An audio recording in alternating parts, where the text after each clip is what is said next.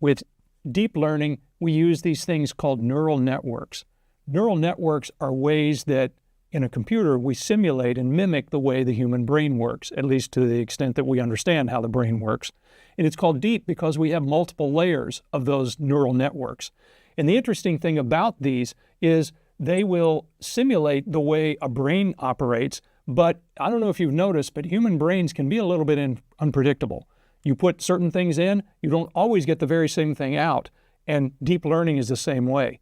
In some cases, we're not actually able to fully understand why we get the results we do because there are so many layers to the neural network, it's a little bit hard to decompose and figure out exactly what's in there.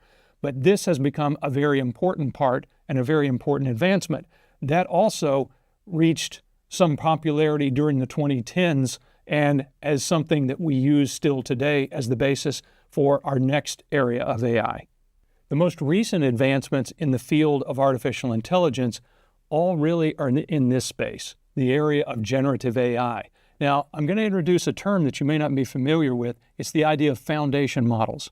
Foundation models is where we get some of these kinds of things. For instance, an example of a foundation model would be a large language model, which is where we take language and we model it. And we make predictions in this technology where if I see certain types of words, then I can sort of predict what the next set of words will be.